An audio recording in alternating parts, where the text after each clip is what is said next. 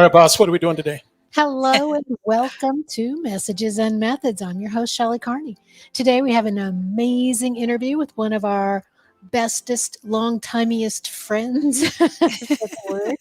And we're really excited to learn more about her business and how she's pivoted over the last year. And she's an expert in digital marketing, so stay tuned for that. It's going to be a good conversation. My name is Toby Eunice. I'm the person behind this magical technology. So if everything goes well, I'd like to take credit for it. If it doesn't go well, fine.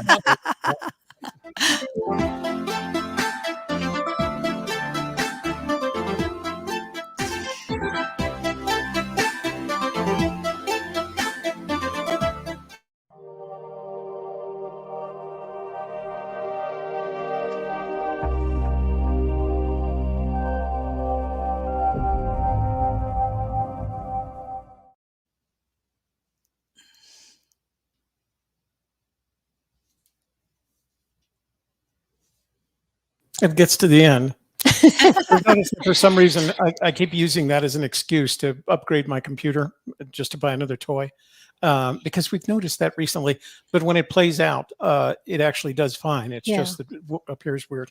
Yeah, that's the great beauty of StreamYard is, even if we see boo-boos going on, they don't show up to everybody else. So it's shh, we didn't have a boo-boo. So today we have a very special guest. Her name is DJ Heckes. She comes to us as the CEO of EXHIB-IT Visual Concepts.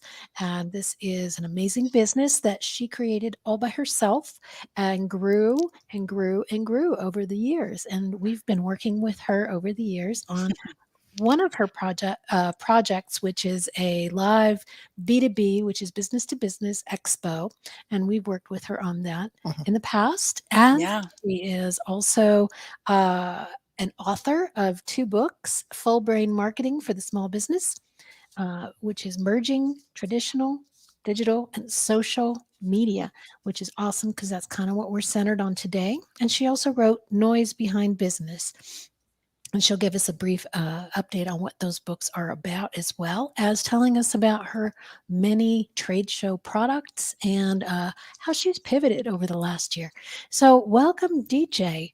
And could you start by just telling us how you got started in your business? Well, thank you. First of all, thank you for having me on your show, both of you. It's a pleasure to be here. And thank you, everybody, for listening and watching.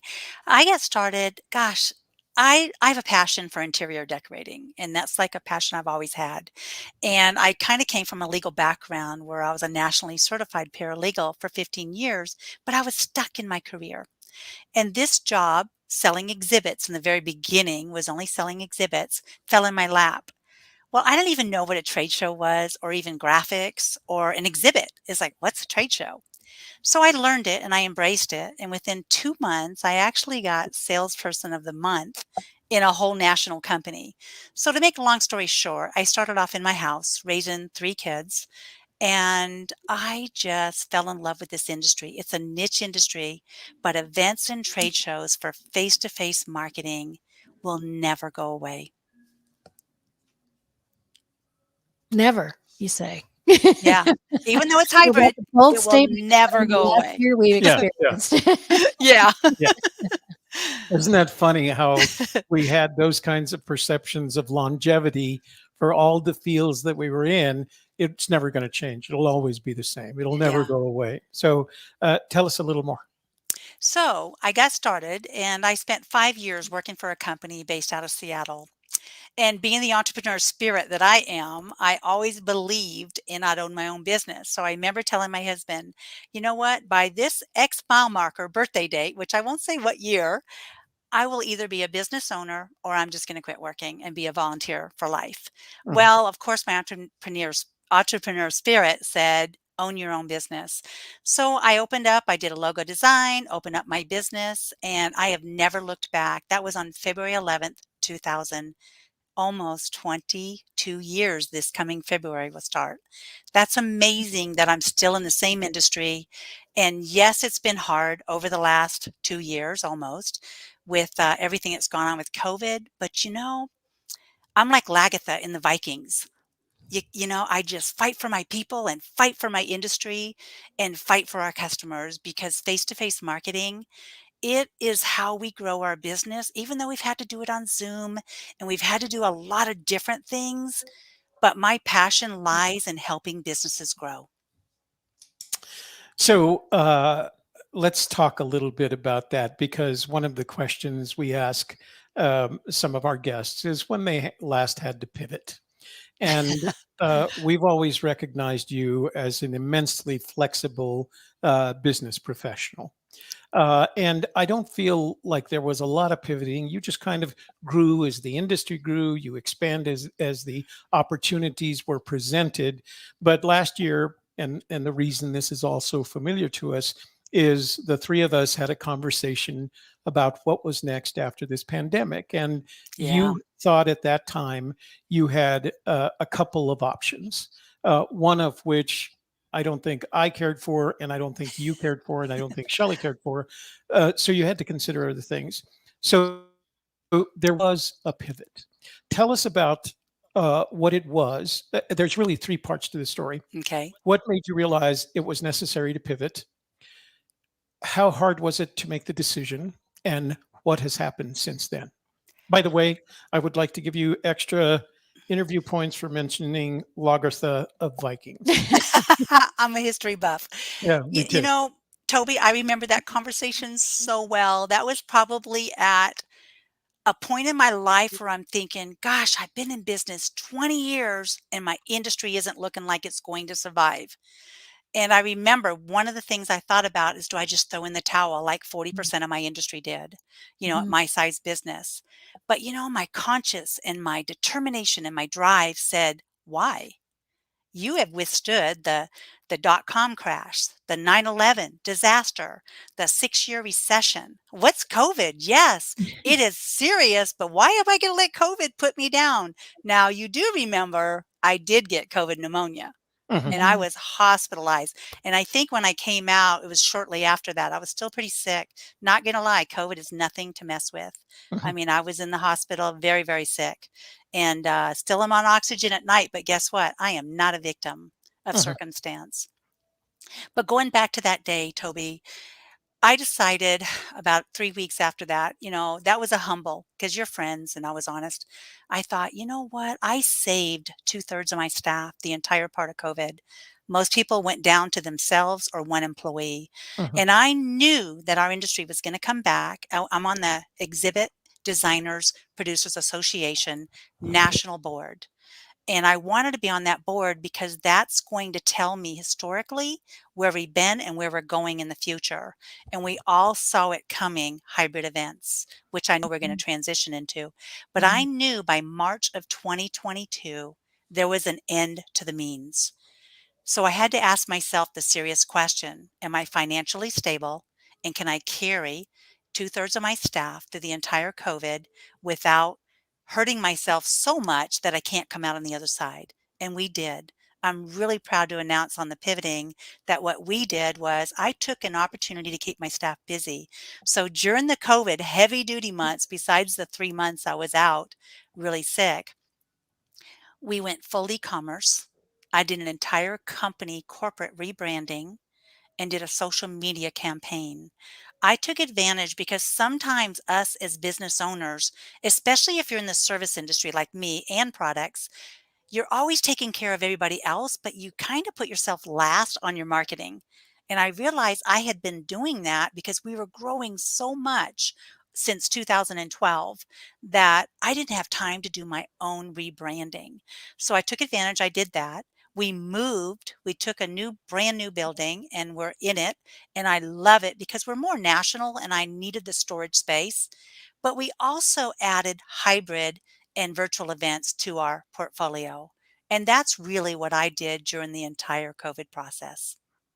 So one of the things I remember especially liking was walking into your old facility and kind of navigating my way through all the examples of the work that you were doing for your clients. because I learned from that. The trade show units that you were building for them that ranged from the very simple to the very Mm, complex. But now you've added something to the algorithm, and you refer to it as there's two things: hybrid and virtual. yes. Tell our audience the difference between the real world of a trade show exhibits and hybrid and virtual events. Great question. Well, face to face, you only have about 3.8 seconds to catch the attention of your audience because you're in a big, massive, convention center hall or hotel. And what happens is as a person walks down the aisle, they're looking to the left, they're looking to the right. How do you grab their attention? Well, it used to be a lot easier than it is now. As each generation gets younger, the attention span needs to be a little bit more than static. So Mhm. we'll start there. So face to face, I suggest if you're still doing face to face events, you incorporate some kind of gamification. You figure out a way to engage your audience. Maybe you're doing a Jenga game if you want to do simplicity, something like that that really catches their attention with your graphics, a wow statement, and anything that's kinetic moving in your booth.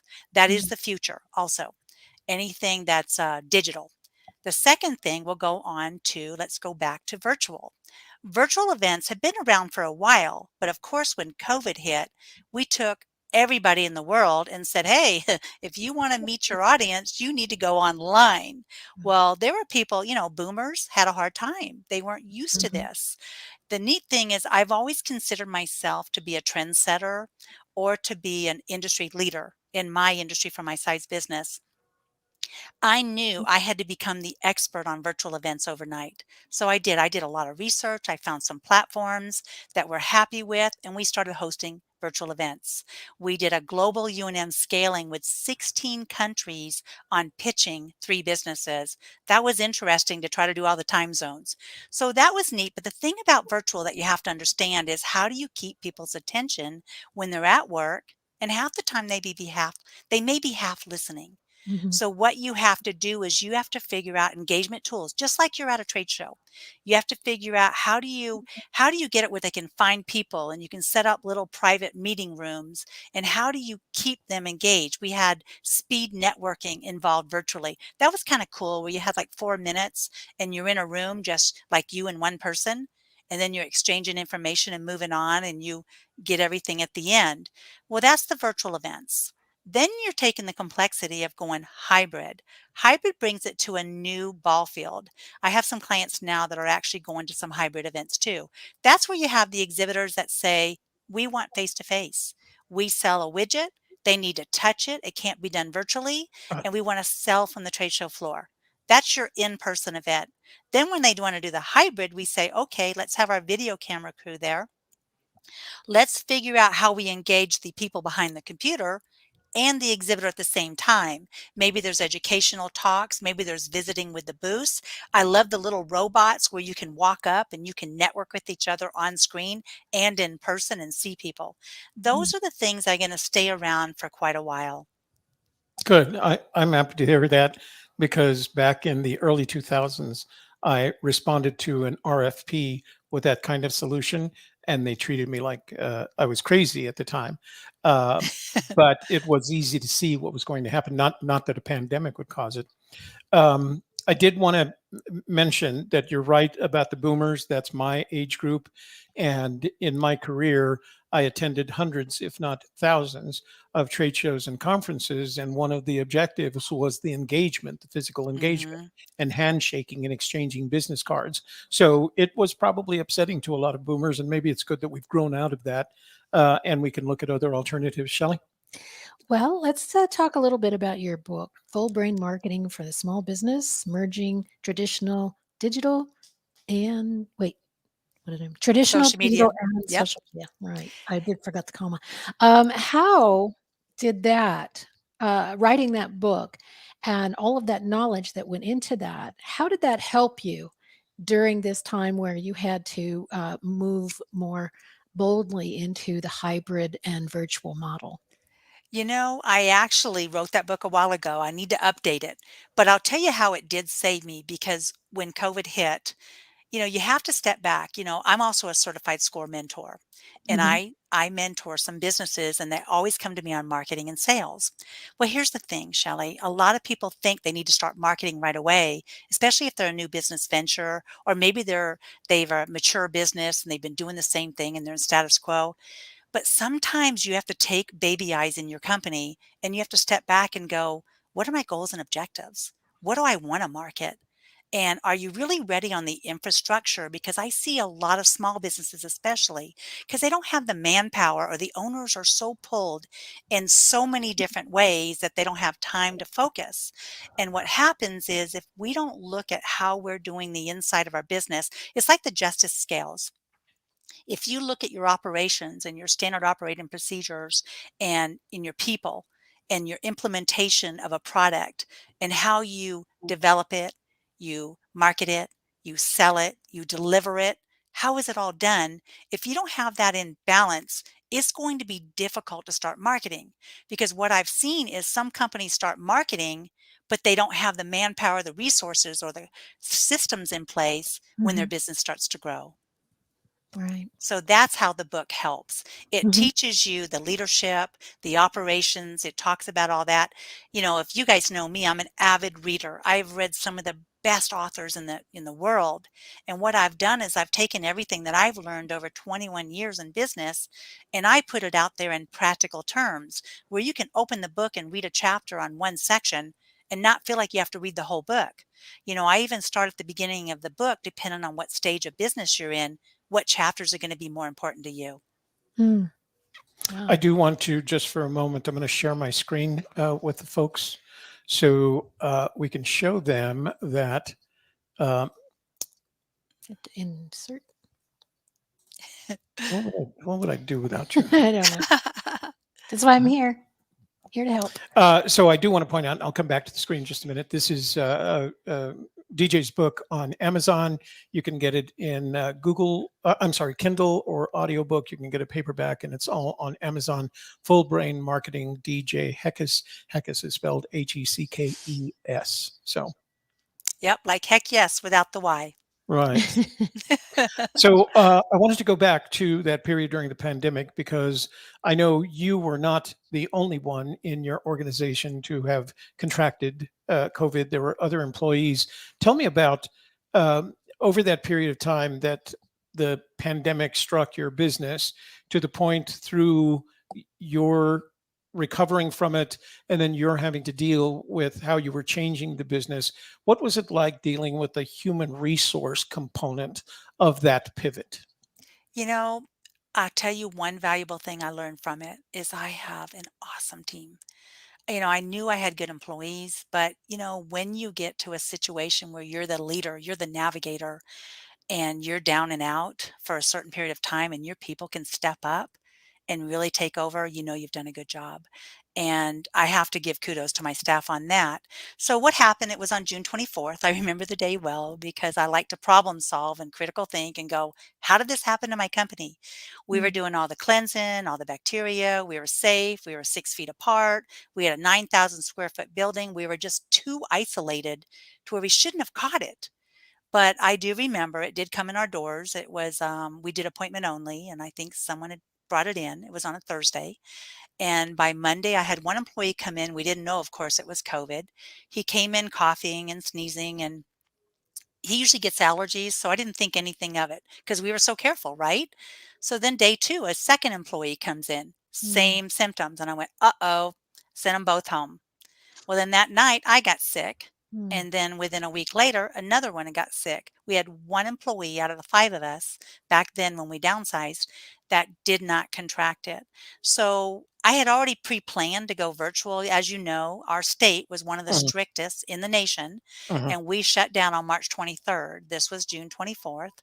We were supposedly a non essential business, even though, we Right. sell to the federal government, but we decided to go remote. I'd already invested in all the VPN. Everybody was going remote. The one thing that wasn't perfect that I did learn, we went remote July 3rd. And, I was out. I was out for at least 3 weeks in the hospital and all that. And I had a couple other employees that were down. But we always did a check in call somehow every morning. And I remember how sick I was because even my staff, they were worried. They really were concerned because they've never seen me sick in 20 years because Mhm. I'm extra healthy. And the communication was difficult at first. I'm not going to lie. When you go from a fast paced, face to face marketing company to where you take everything remote and you teach your team, we always had accountability. We always had great, independent workers.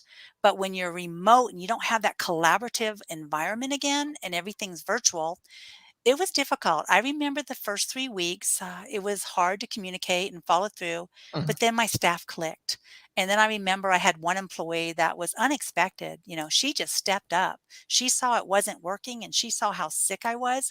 And she just stepped up and started, inspiring and motivating and getting the team connected in my place.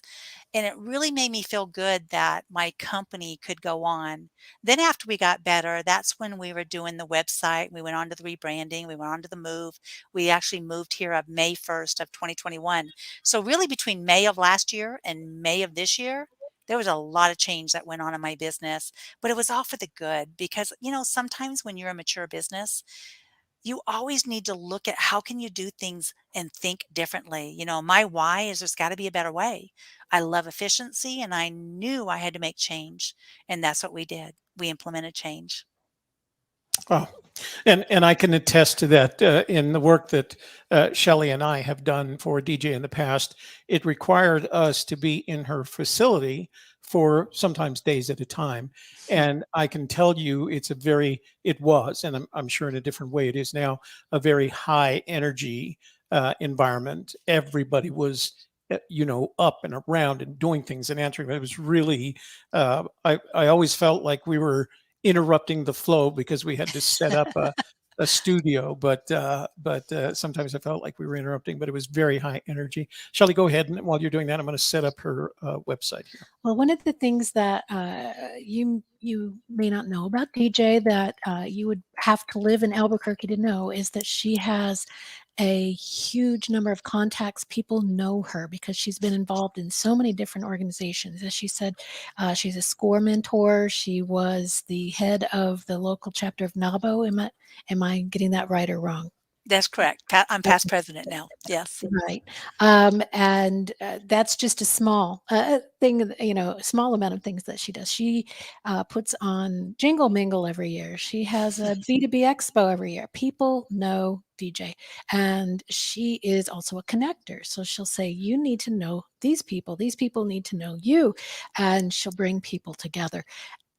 And one of the ways that she's done that over the past year is to create a monthly mastermind where we get together online and we network and we break off into two different groups and we have speakers and it's an amazing amount of work. And she puts this on for free Yep. just to keep people connected. So talk about that, why you did it and what it's doing for you now. Well, I call March 6th doomsday. That's when it hit my industry. I knew trade shows went null and void. Okay. Mhm. That was the day. And I had just gotten back from Europe. It's interesting. February 19th, I came back from EuroShop, and that's a global trade show where I learn new things that are coming to the States. When I say I'm a trendsetter, I do my research and my homework because the trade shows usually start in Europe and they start coming here on what's going to happen, just like fashion, right? So when I got back, I saw what was going to happen in the future. Everything was digital and virtual. I saw that coming. So on June 2nd was our first mastermind and knowing a lot of great people that love to educate the public like you, Toby and Shelley. Mhm. We've had you guys on mastermind and great job, by the way. And I truly believe that people are starving for knowledge. And if you can be that company that can provide that knowledge, that really helps with your credibility with what you do. And if I'm going to be known as that 1 degree connector or that company that truly cares about economic development for companies and my community, I need to prove it, right? So we put on the masterminds. We have 2 speakers every month. If you want to sign up, you can go to my website that's shown there and sign up for the newsletter. We market the masterminds and in our newsletter twice a month. and they're great ideas. Most of the topics are around marketing because to me, that's the most important part of your business besides the leadership. That's important too. So once in a while, we'll go off and we'll pivot to operations or systems or leadership. But I would say 80% of the content is marketing because marketing has changed and it's going to continue to change. And if you haven't embraced digital marketing yet, you better get your boots on because it's going to stay. It's not only going to stay, it's going to evolve. And we can Mhm. talk about that because it has evolved significantly in the last year. Part of the reason that DJ and individuals and companies like hers can hold these mastermind groups is that because the video conferencing products have offered additional flexibility. And so the more you know how to use those products, like moving us from a main room to a secondary room for a different conversation or a different Yep. presentation, the more you know about that, the more useful it becomes in organizing the relationships between you and your customers. Give me a second. I'm going to show you DJ's website. And you will find her. I've posted it in the chat room at exhib-it.com. And I've always been impressed with DJ's website since the first time I saw that she was. It was really funny because when I retired back to New Mexico and I decided, well, I can't not be busy. I asked a friend of mine who should I be talking to, and they gave me three names, and one of them was DJ. So I thought that was a kind of a neat thing to find out, and we met back then and have been working with one another since then. So What do you think about the new logo? I like it a lot. We're going to be talking with Jeremiah tomorrow about how we turn that into an avatar, which is Oh, a completely different animal. yep. It has to capture, kind of do something a little bit different without losing its the exhibit personality. But and I think we've had this conversation before. Everything that you've done in terms of presenting yourself online, whether it's and actually presenting yourself, whether it's a business card with your new logo or your new website, has always been top notch, top shelf is how I like to refer to it. And I've actually used you as examples, used your website and your marketing materials as examples in presentations that I've given. So I Thank probably you. should have told you about that before, but there we are. Our business cards have done some VR to them. You can scan the code, and we actually do a 3D animation on it. Oh, I don't cool. know if Wow. Jeremiah shared that with you, but that's something we've done. And we're hoping for our B2B event, we're going to take our fish aquarium backlit display Hmm. and turn it into a reality where people can use the iPad and they can Had their own little converse with fishies. the fish and learn education things. That's my I'm next sorry we goal. can't show that on here. It's actually a very cool display, It is. because it actually started out live as a static display, right? Yes. It was Yes. just a really good backlit static display and has evolved since then. So, Yeah. Shelley, That's again, I want to point out, even if you're not in the market for trade show materials, if you are an online marketer or an online business, get signed up with Exhibit and start attending these masterminds because it's Yeah. amazing free training that is a really great way to meet other people and to start doing business. Get on board with that. Um, and we're going to talk just a little more about the things that you've experienced over the years. You have always worked hard to be at the front, at the leader in bringing things to your events. For instance, our when we were there, I don't know, 2014, 2015, we were doing live interviews. We were Yep. live streaming, and that wasn't done very much at events like this. We also saw you start to use different kinds of apps and having the big screen with all the things going on that I mean, I haven't been to a whole lot of conferences. Yours, I've been to several because we were so involved with Yep. them.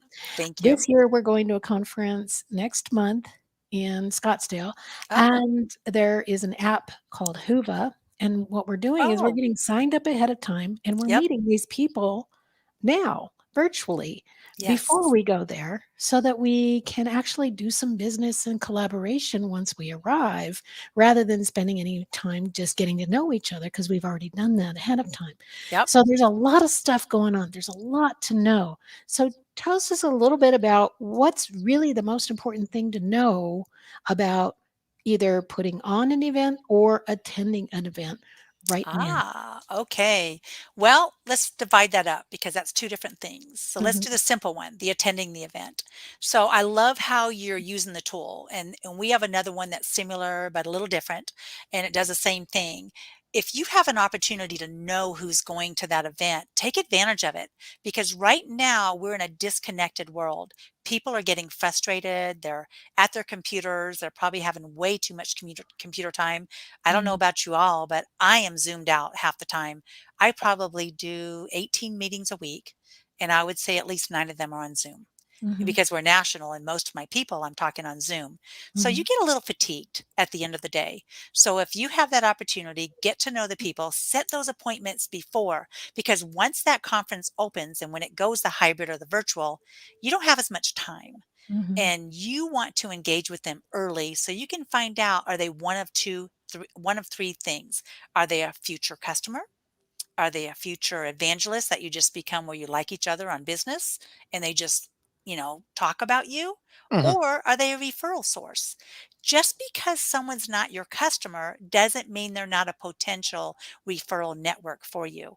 I truly believe not in the 6 degree, in the 1 degree networking, just Mhm. like LinkedIn.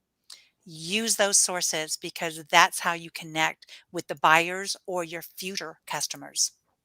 The second thing, when you're putting on a conference, we have put on the B2B Expo live 12 out of 13 years.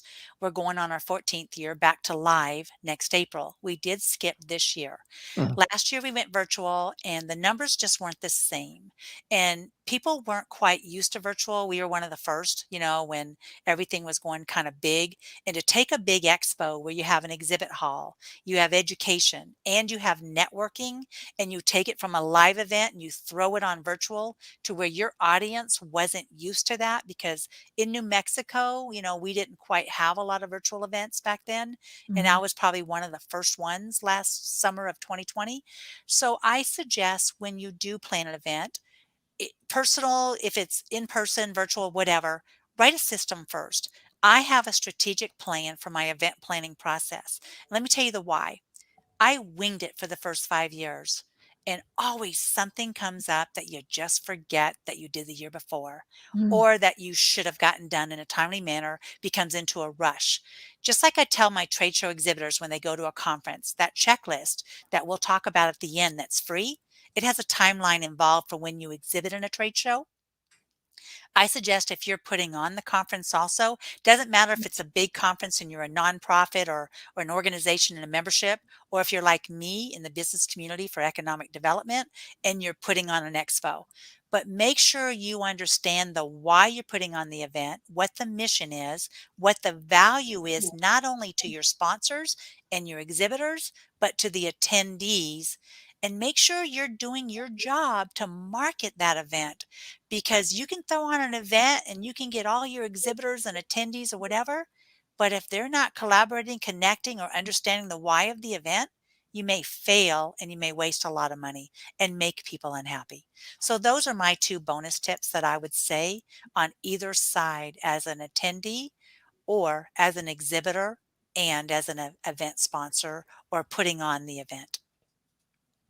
So I'm going to, just for a moment, although it doesn't apply to this conversation, it does apply to something that Shelley said. I wanted to show this to everyone. This is the app that we were given to participate before the actual event takes place. The event is She Podcasts. It's October 14th through the 17th in Scottsdale, Arizona. And they sent us a link to this website so that we could start engaging with the other attendees beforehand. So the point that I'm trying to make is if you get the opportunity to participate in an event and they send you in advance of that event a link to a product like this, it doesn't necessarily have to be who va, which I still haven't figured out what it means. But but I've used that before for take one of my advantage. B2B. You have? Yeah. Yeah, take advantage of it, and because we're starting to engage, with the individuals that are attending, and today, someone said, "We need a photographer to take some full body shots. Would anybody like to volunteer?" Well,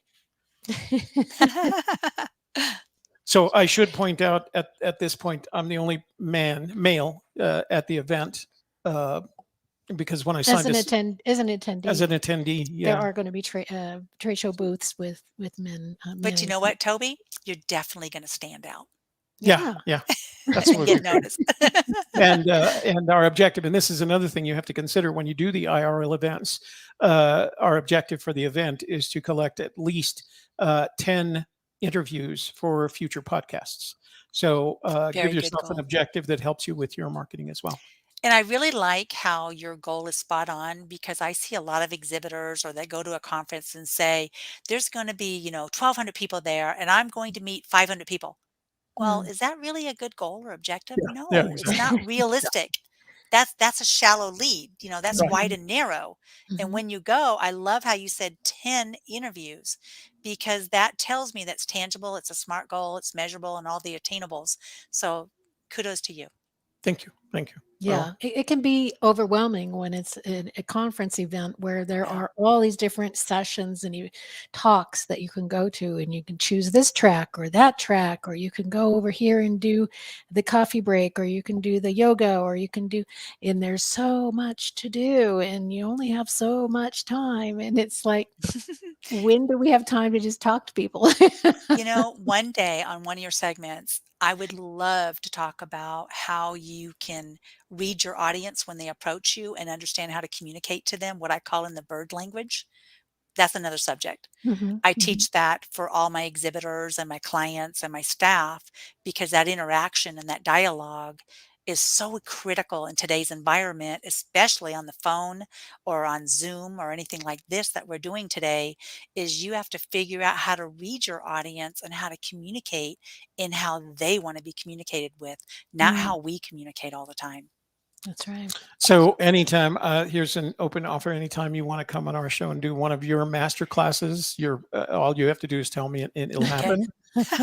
But of Well, I course, think that you're going to DJ is have, gonna have her own yeah. show Yes, So very I soon, am. so Thanks we're to you all. supporting, that's Partnership. right. we're Sort supporting of a DJs uh, spin-off episode with today. her own programming, and so we expect that between interviews, you'll have the opportunity to have her present some of what I would call her master classes, That's because right. to the best of my knowledge, there is no one better in And she's a paid Albuquerque. speaker, Right. so if Yep. you get to see these for free, hey, consider you have just saved hundreds of dollars. Yeah. Yeah. So DJ, before we start wrapping up, was there anything else that you wanted to add before we start wrapping up and go to your something that you wanted to offer the audience? I would. And this is a little off trade show topic, but what I've learned myself and that I've done a really good job on in the last year is each one of you, I challenge you to understand the persona of your target audience. I see a lot of companies, especially small businesses, that try to market and say, anyone's my customer. And that's Mhm, not necessarily true. And I know we have 6 industries that we do really well in, our target audience, our segment. And then I look at the personas in each of the audience. And I'm going to, play around with you, Toby and Shelly, for a second Mhm. is I have 2 personas I've developed lately, and one is called Career Focused Susan. That's my GSA customer and what she does and what she likes and what her preferences are. And I've really narrowed down because I can learn how to market to that person in the GSA. Okay. Another one I have is CEO Tim, and he owns a business with less than 50 employees, and he's struggling in trying to get his message out to people, and he's adventurous and he's a risk taker, but he doesn't trust easily. And if you know these things about your target audience, and you can not only take your industry and segment it that way, because we have to learn to market in niche marketing, not just one message fits all. So Mhm. mhm, that's what I would leave each one of you with today is define your target audience, break it down into demographic personas, and then communicate as if you were in that persona. How would you want to be communicated with? Would you want one message that fits all, or would you want something that resonates with you to want to go talk to that company and buy? So those are the things I would leave for today. So that's interesting because I've never thought of it I've never thought about it in quite that way. But there is a natural part of every good salesperson that effectively does that Yep. when they're communicating with a prospect or a suspect or a prospect. But to encapsulate it like there is as actually premeditation, Yeah. I think is an outstanding idea and is probably worth one of your master classes if you ever. That's right. So I do have our good friend Gadel Khan. I know that Gadel Khan in IRL is in the hardware industry, and he says, "I will sign up for the newsletter. Thanks, I am interested." Okay. Uh, Good. you hear from him. You can let us know. His name is Eugene. Eugene, yeah, We're gonna we'll get Hey, Gadel Eugene. Khan. Yeah. So the other thing that I wanted to do was I'm going to show your contact page. Why don't you tell us what folks Okay. can expect there? I'm going to post the link to that right now. And let's show the site and you can tell us about it. Okay. Well, I'm working with my code team now, so we will have a resource page with white papers. So this is our contact us page, and this is what I would ask each one of you. If you're interested in anything I had to say, or you want to learn more information or sign up for a mastermind, do me a favor. Go to the contact us page, and in the notes section, just put interested in your white paper exhibit or checklist, because that's a timeline that helps you stay organized when you're going to go exhibit back to hybrid or virtual or even in-person events. It gives you a great timeline to some things to think about. The second thing is if you want to sign up for a mastermind, on our homepage, you can sign up for our newsletter. If you would do that, and if you're national, sign up for the national one, or if you're New Mexico, sign up for the New Mexico one. We don't sell any lists. We keep everything private. We only ping about twice a month, and it's usually on our mastermind or education. And I also write weekly blogs for education in marketing and trade show. If you go to our website at the top and you click on the blogs, check them out sometime. I'd love to hear comments or anything like that. Because remember, it's all about communicating and educating to grow your business and to get other people to notice what you're doing. And I really want to help small businesses grow and get past the COVID and start thriving again. And I think I mentioned that in my opinion, I feel like exhibits DJ's website is probably one that exemplifies what your website should look like in this day and age. There's a lot of interaction, there's a lot of response mechanisms, there's a lot of getting you involved right away. And I think by going there now, using the contact list, mentioning the white paper, or And anything for else those that of you'd like you to do. listening on the podcast, that would be EXHIB-IT.com, Yep. exhib-it.com. So go there and you can just search around that website for all that great information. And we'll put all these links in the description box on our video and the show notes for the audio version. That's All right. right. Any All last right. words, Shelley? Any last words? So I just enjoy so much going back over the past, I don't know, 6, 7, 8 years and looking at my Facebook photos. I was doing that Yep. this week, in fact, and seeing all the times that we participated in the exhibit B2B. The time that we interviewed you on Breakfast at Lindy's, how many Oh years yeah. ago? Oh my goodness. So we have been together for Yeah. so long, and it's just wonderful to get to interact with you and to work with you. So we're very excited about moving forward on your show, Yep. and we are definitely going to be sharing that with all of our audience as well. So that is just all I had to say about that. And we do want to thank you for being here today and sharing all of your wisdom with our audience. Well, thank you for inviting me. And, like minds always stay together and work together. So it's a great collaborative force. Thank I you. agree with you. We get a lot of energy out of our business relationship with you and your company, and we really love working with you. And we're excited when you concluded that you want to have your own programming like this. I think it'll Yep. be great for you. All right. DJ, thanks for being on, and Thank you. we'll talk again soon, I'm sure. Okay.